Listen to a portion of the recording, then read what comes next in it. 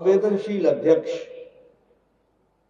Shri doctor Rajiv Bindal जी, हमारे प्रभारी अविनाश राय खन्ना जी, हमारे प्रभारी संजय टंडन जी, आप सबके लोकप्रिय सांसद और संसद में मेरे साथी सुरेश कश्यप जी, हमारे वरिष्ठ सहयोगी पूर्व में मंत्री रहे श्री सुखराम चौधरी जी, जिला के अध्यक्ष रतनपाल जी, पूर्व सांसद वीरेंद्र कश्यप जी, त्रिलोक कपूर जी, राजीव सहजल जी, गोविंद राम जी, लखविंदर राणा जी, परमजीत पम्मी जी, रीना कश्यप जी, बलदेव तोमर जी, नारायण सिंह जी, रश्मिधर सूद जी,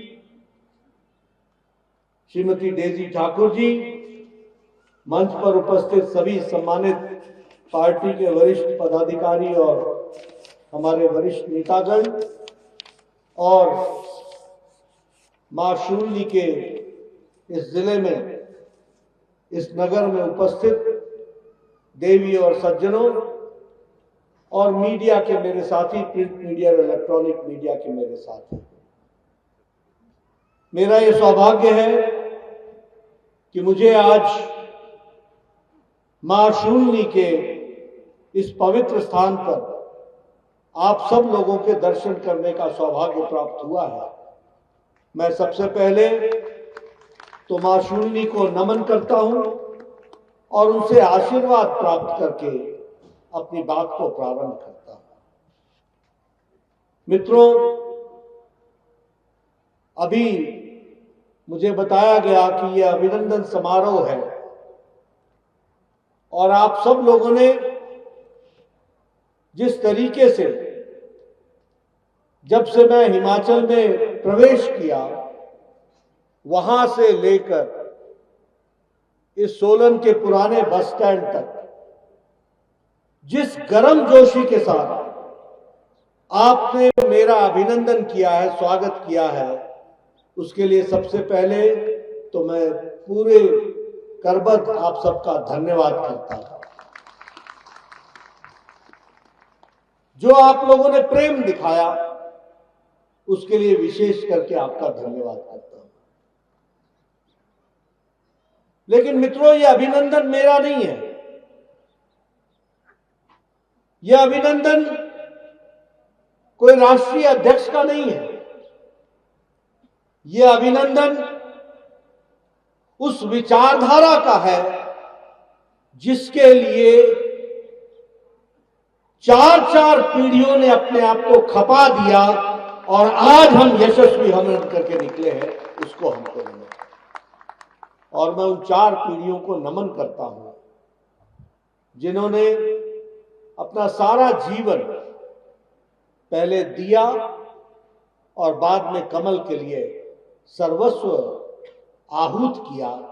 यह उस विचारधारा की विजय का अभिनंदन है, इसको हमको समझना चाहिए। मित्रों, हमें राजस्थान में जीत मिली, हमें मध्य प्रदेश में जीत मिली, हमें छत्तीसगढ़ में जीत मिली, तेलंगाना में भी हम 7% से 14% पहुंच गए, दुगना हमने अपना वोट परसेंटेज बढ़ाया। मिजोरम में भी हमारे एमएलए डबल हो गए, 1 से 2 हो गए, जहां हमारा कुछ नहीं था कभी। लेकिन ये जो 3 राज्य हमने जीते, चुनाव से पहले मुझे कई बार जयराम जी का फोन आता था, यहां तो मीडिया वाले कुछ और बोल रहे हैं, मध्य प्रदेश तो गड़बड़ा रहा है और छत्तीसगढ़ तो गया। बोलिए, ऐसा बताते थे कि नहीं बताते थे? बोलते थे कि नहीं बोलते थे? राजस्थान शायद आ जाए।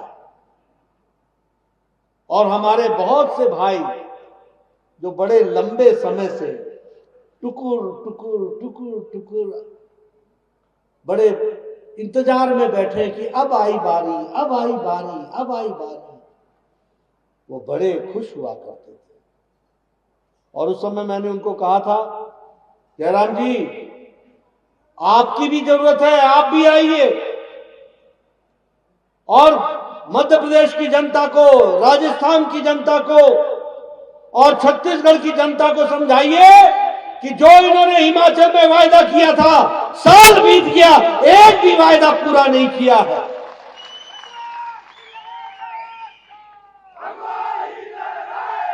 मैं धन्यवादी हूं इनका।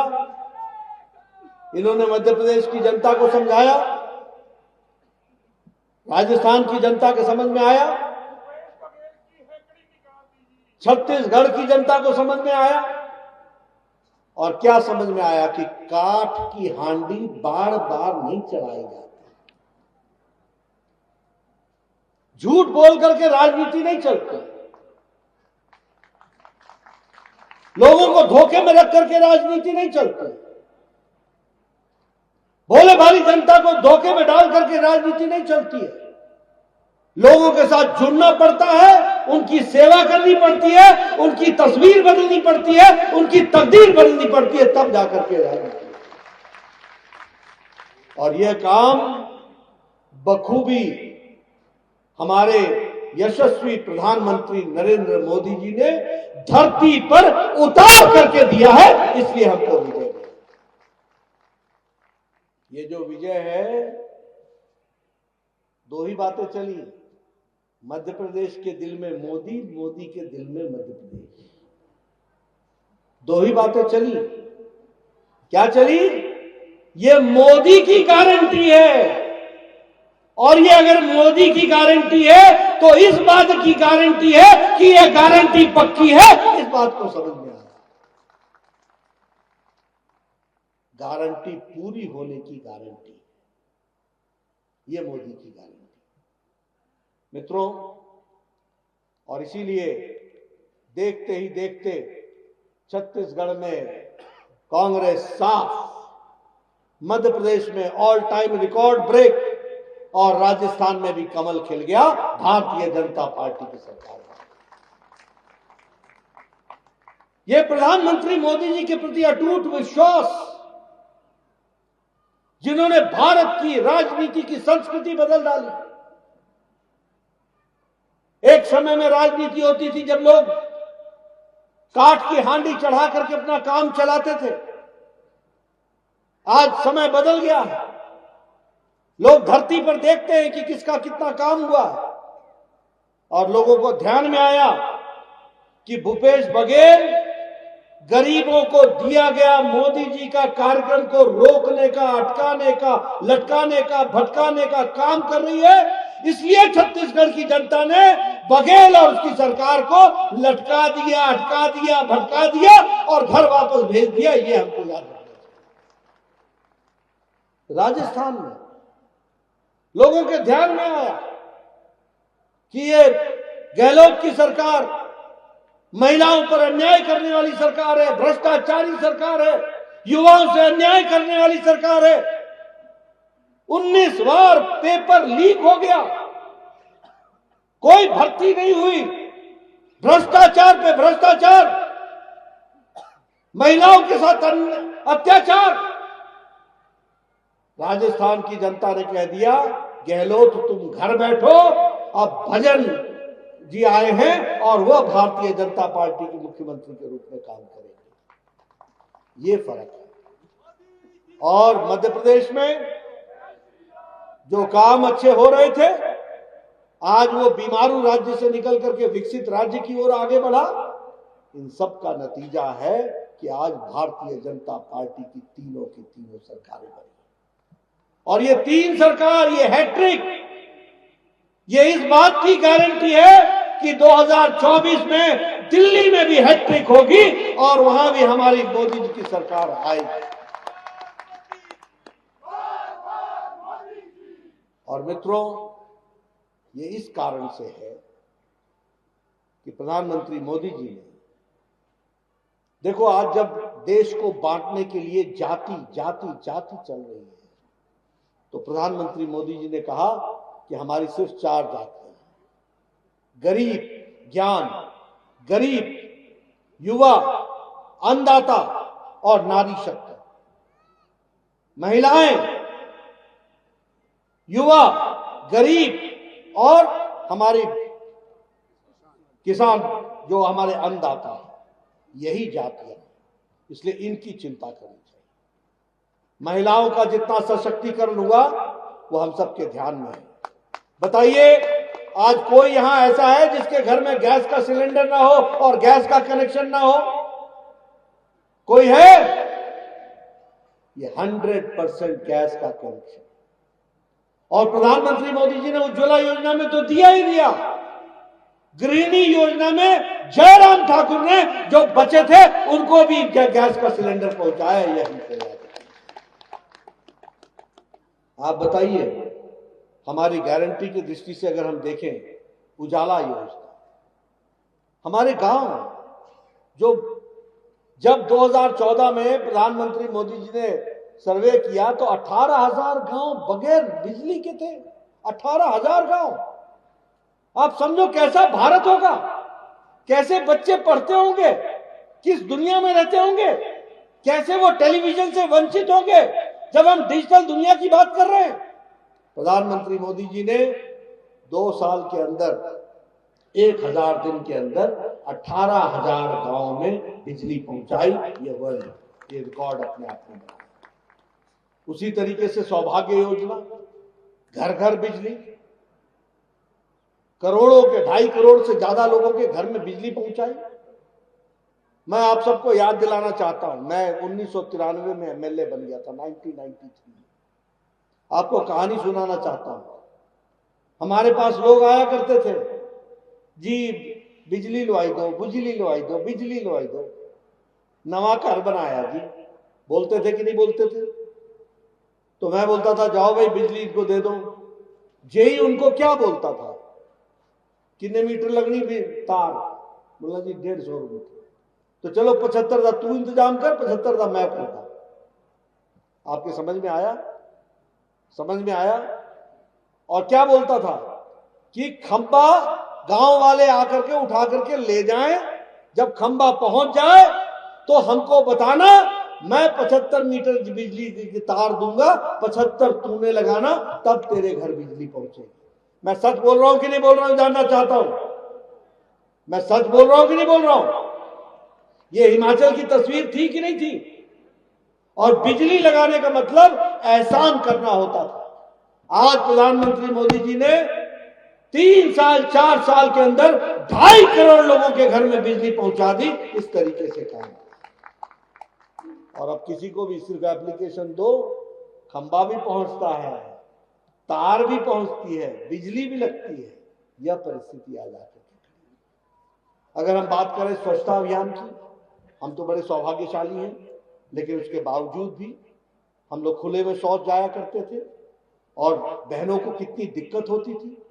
आज 100%, 100% हिमाचल के गांव ओडीएफ हो गए हैं और वो डिफिकेशन, ओपन डिफिकेशन बंद हो गया है। सबके घर में शौचालय बन गए हैं। यह परिस्थिति है।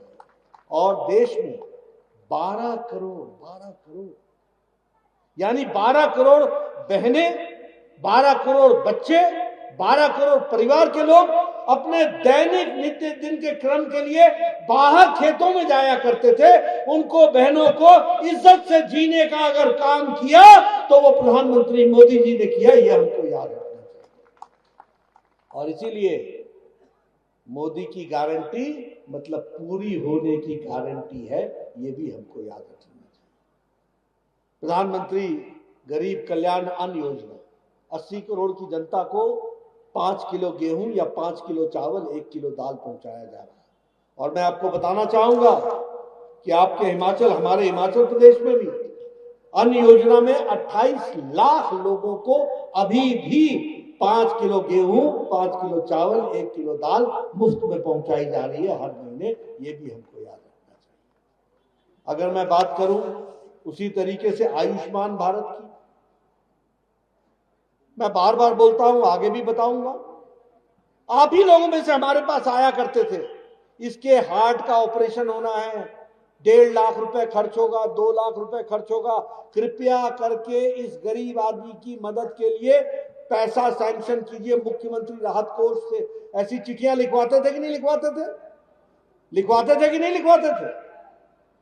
आज आयुष्मान भारत में प्रधानमंत्री जी ने 50 करोड़ लोगों को, 10 करोड़ 74 लाख परिवारों को हर साल गंभीर बीमारी से लड़ने के लिए 5 लाख रुपए का हेल्थ कवर दिया, 5 लाख।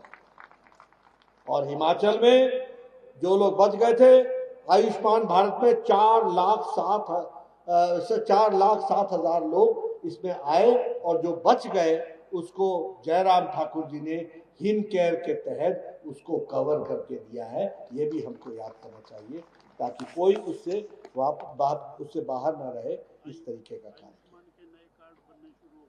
और आयुष्मान के नए कार्ड बनने शुरू हो गए, और उसमें एक और कार्ड भी है, वो आभा कार्ड, आयुष्मान भारत वो हेल्थ अथॉरिटी वाला जो कार्ड है, वो भी बनना शुरू है, और वो भी लोगों को मिल रहा है। तो ये विकसित भारत की तरफ चलने की प्रक्रिया है, और प्रधानमंत्री मोदी जी के नेतृत्व में। और ये जो 3 प्रदेशों में जीत हुई है और सब जगह कमल खिल रहा है, ये मोदी जी के प्रति अटूट विश्वास और भारत की राजनीति की संस्कृति बदलने के कारण आज ये हमको मिल रहा है। इसको हमको समझ लेना चाहिए।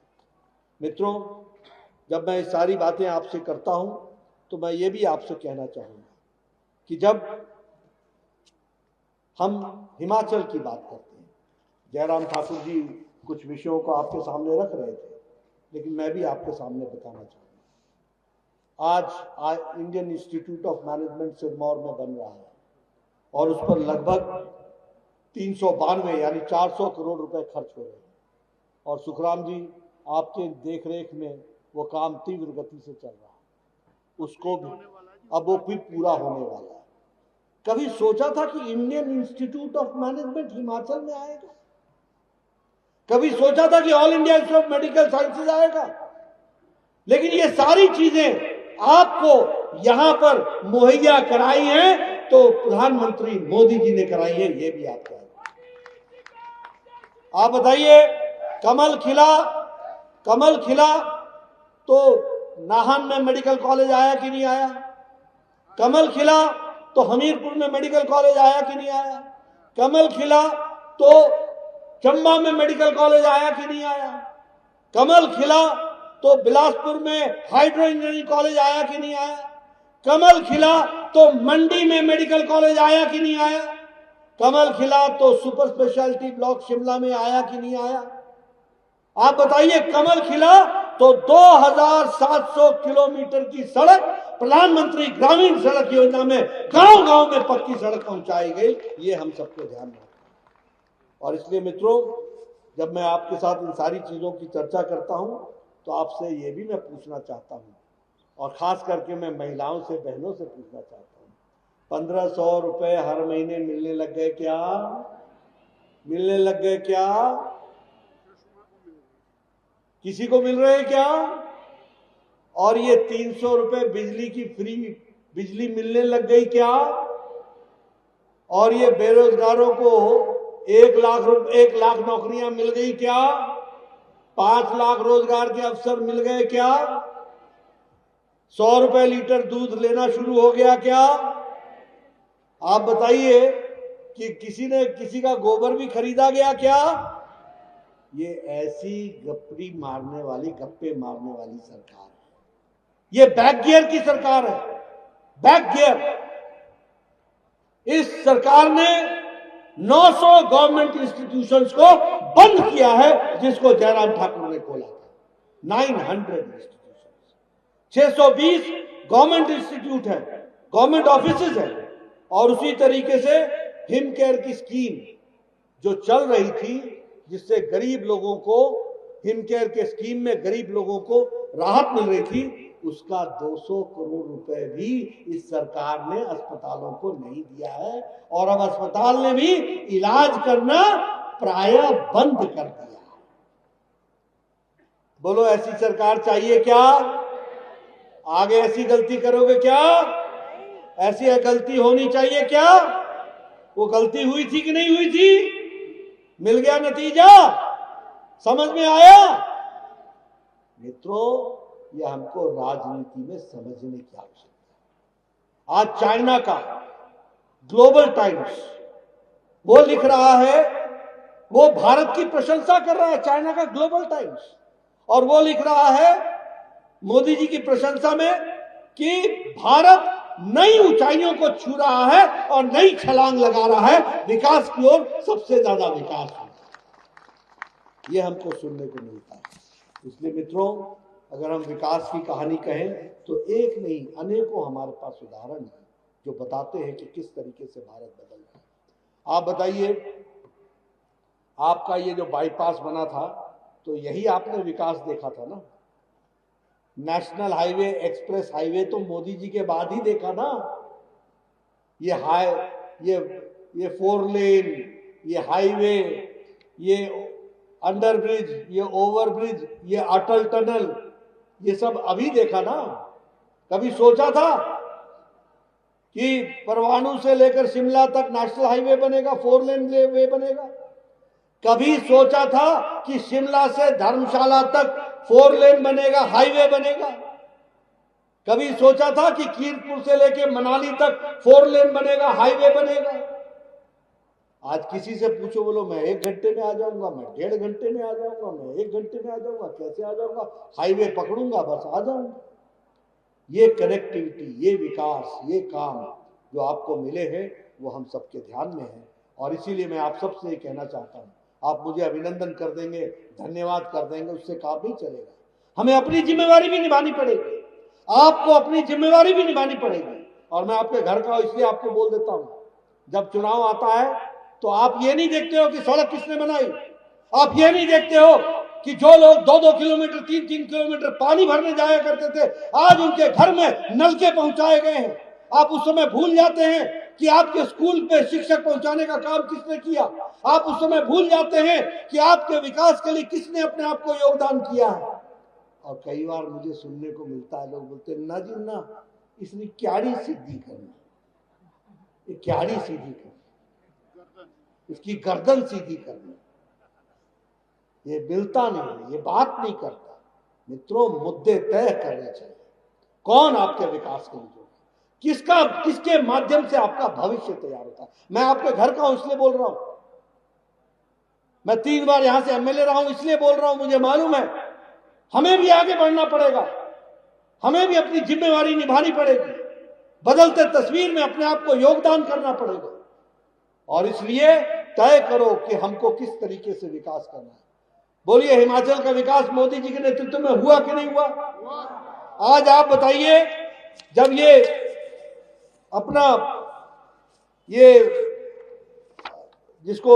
जो त्रासदी आई, उसमें हम लोगों ने पैसे पहुंचाए कि नहीं पहुंचाए? आपको समय पर पहुंचाए कि नहीं पहुंचाए? और वह भी जितना आपने कहा वो बार बार आकर के पहुंचाया कि नहीं पहुंचाया? कोई कांग्रेस का दिल्ली से नेता आया था आपकी खबर लेने? मैं ये नहीं पूछूंगा कि आए थे या आई थी, कोई आया?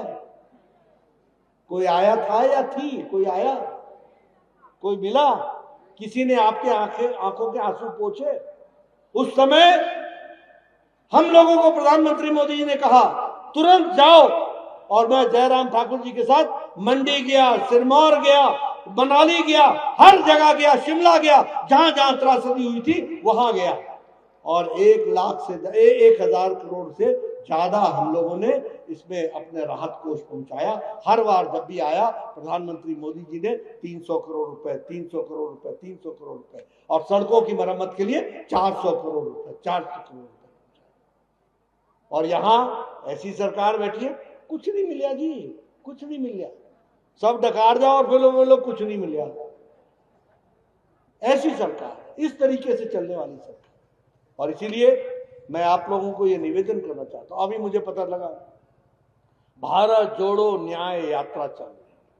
अरे वाह, अरे वाह, भारत को तोड़ने में तुमने कोई कसर छोड़ी नहीं, अब भारत को जोड़ने की यात्रा में तुम चले हो। आप बताओ, धारा 370 भारत को कमजोर करता था कि नहीं करता था? करता था कि नहीं करता था? मोदी जी ने धारा 370 हटा दी कि नहीं हटा दी? और कांग्रेस ने उसका विरोध किया कि नहीं किया? किया कि नहीं किया? ये जोड़ने चले, ये जोड़ने चले। जवाहरलाल नेहरू विश्वविद्यालय में मैं बार बार बोल रहा हूं, कोई कांग्रेस के नेता में, राहुल गांधी से लेकर सोनिया गांधी से लेकर आज दिन तक किसी नेता ने इसका जवाब नहीं दिया। जब जवाहरलाल नेहरू के परिसर में नारे लग रहे थे, भारत होंगे टुकड़े टुकड़े इंशाअल्लाह इंशाअल्लाह, नारे लग रहे थे, अफजल हम शर्मिंदा हैं, तेरे कातिल जिंदा हैं। और ये अफजल कौन था? अफजल वो था जिसने पार्लियामेंट के अटैक में, वो मास्टरमाइंड था, उसको फांसी की सजा हुई थी। ये नारे लग रहे थे कि अफजल हम शर्मिंदा है, तेरे कातिल जिंदा है। इसका मतलब कातिल कौन हुआ? सुप्रीम कोर्ट का जज जिसने सजा सुनाई। कातिल कौन हुआ? प्रणब मुखर्जी, जो देश के राष्ट्रपति थे, जिन्होंने उसको माफ नहीं किया। और दूसरे दिन इन नारे लगाने वाले लोगों के साथ राहुल गांधी खड़े हो जाते हैं, बोलते हैं मैं तुम्हारे साथ हूं। बोलो ये जोड़ो यात्रा है या तोड़ो यात्रा है? बोलो जोड़ो यात्रा है या तोड़ो यात्रा है? आज दिन तक माफी नहीं मांगी राहुल गांधी ने, आज दिन तक। और मेरा ये कहना है कि जब तक तुम माफी नहीं मांगते हो, तुम कभी भारत को जोड़ नहीं सकते, तुम हमेशा तोड़ने के लिए लगे रहे, ये याद रखना। आप बताइए, ये जोड़ो यात्रा पर निकले हैं। सन 84 के दंगे, हमारे सिख भाई जो कत्लेआम कर दिए गए, सारे देश में त्राहिमाम मच गया, हमारे सिख भाइयों के साथ अन्याय हुआ। आज दिन तक कांग्रेस पार्टी के एक नेता ने भी माफी नहीं मांगी, आज दिन तक। और उस समय के बनने वाले प्रधानमंत्री स्वर्गीय राजीव गांधी कहते हैं, जब बड़ा पेड़ गिरता है तो धरती हिलती है। ये भारत जोड़ो यात्रा पर निकले, ये तोड़ो यात्रा पर निकले, ये न्याय करने निकले हैं या अन्याय करने निकले हैं? किसके साथ न्याय करने निकले हो आप?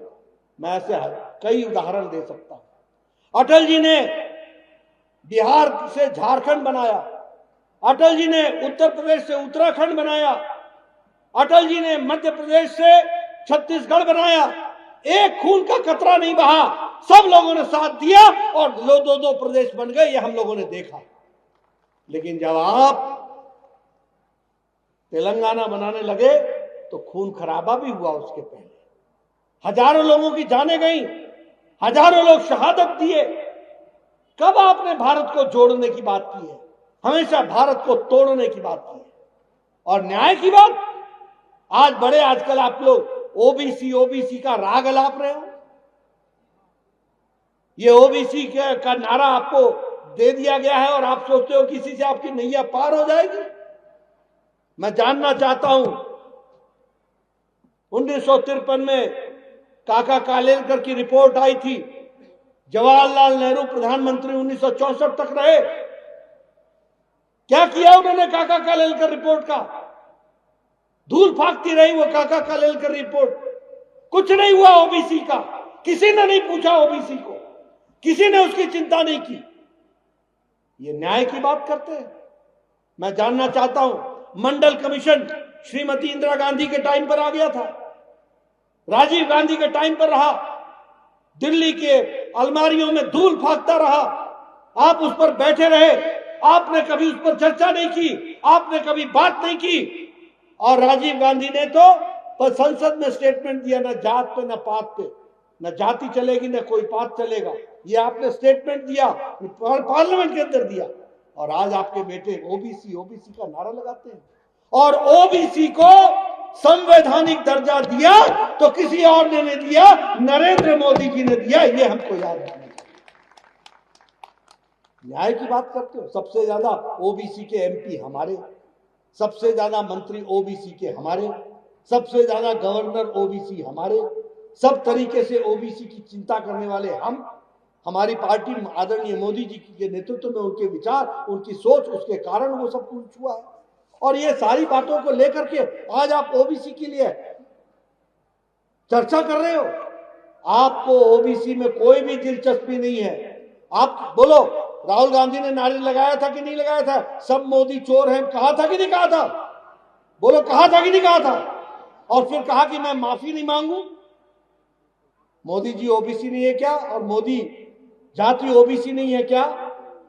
आपको माफी मांगने में शर्म आई क्या? आप न्याय की बात कर रहे हो, आप जोड़ने की बात कर रहे हो। आप तोड़ने में और अन्याय करने में इस देश के साथ एक बार नहीं अनेकों बार आपने अन्याय किया है, ये हमको ध्यान में रखना चाहिए। इसलिए मित्रों, ये जो काठ की हाड़ी है ना, जो ये चढ़ा के गए थे हिमाचल में, तो मैं कहूंगा जरा सा संभल के रहना इनसे। रहोगे कि नहीं रहोगे?